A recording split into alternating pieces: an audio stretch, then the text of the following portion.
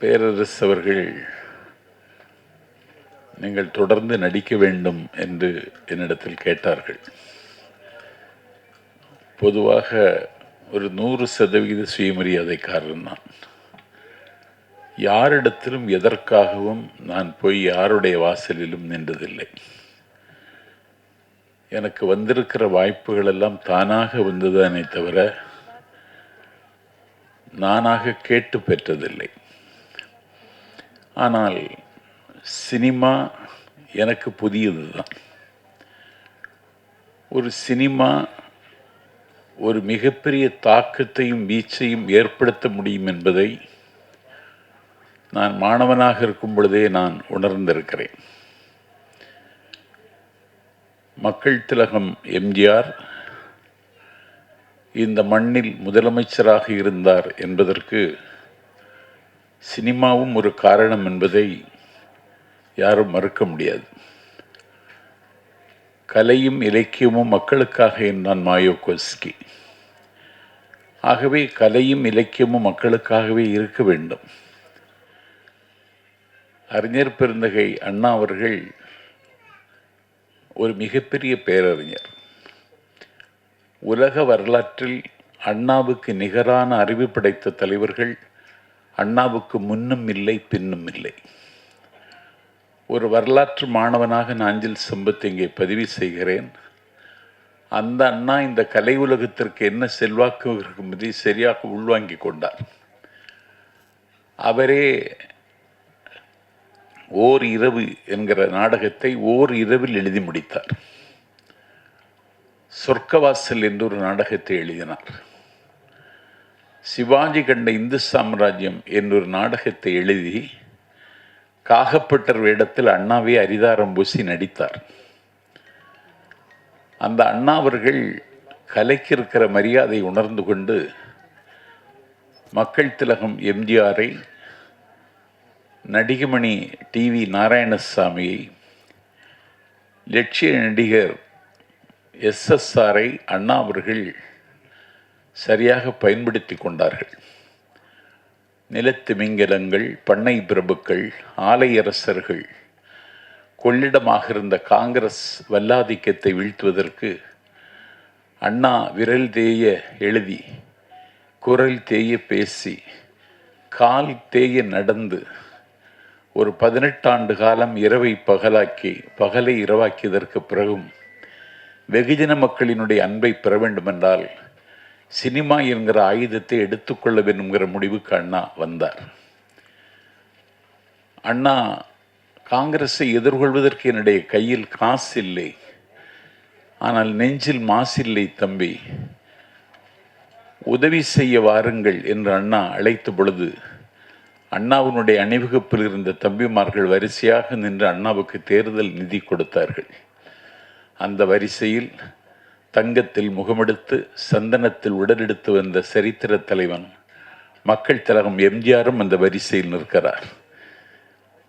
அண்ணா எம்ஜிஆரை பார்த்தவுடனே, நீ இதற்கு நிதி தர வந்தாய்?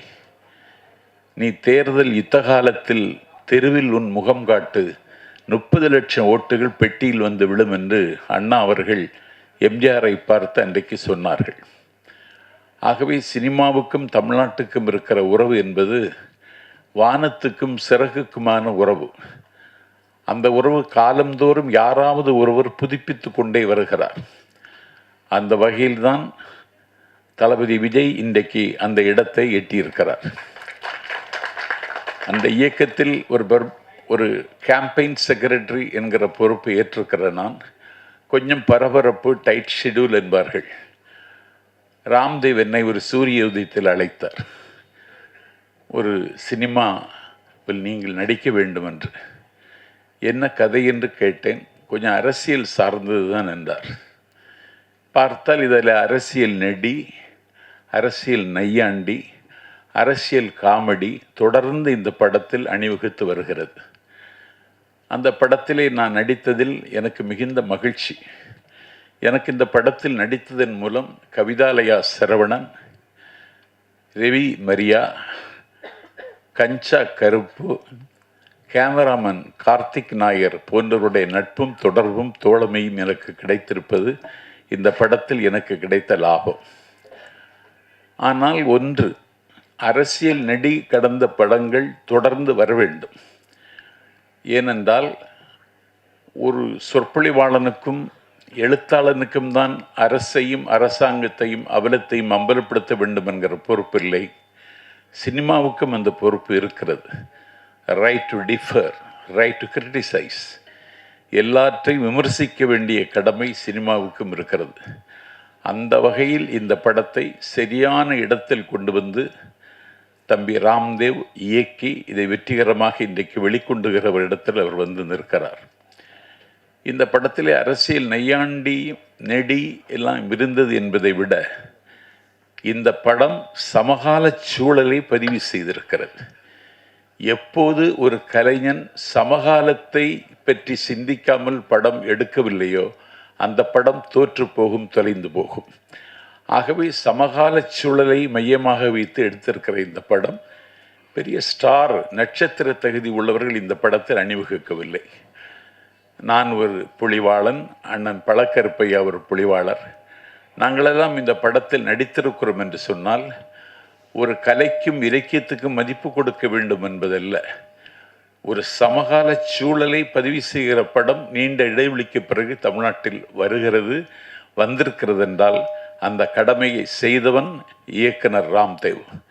அவருக்கு முகமாகவும் அவருடைய தாகத்திற்கு தண்ணீராகவும் அவருடைய பசிக்கு சோறாகவும் கவிதாலயா சரவணன் அவர்கள் வாய்த்தார்கள்.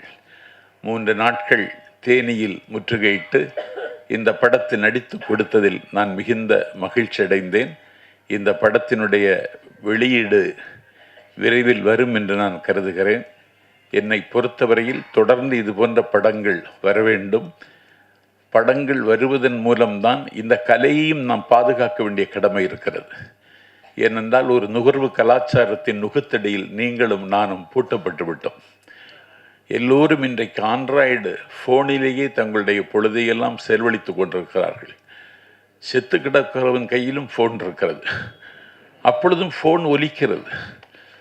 பக்கத்தில் இருக்கிறவன் இதை எடுக்கிறான்.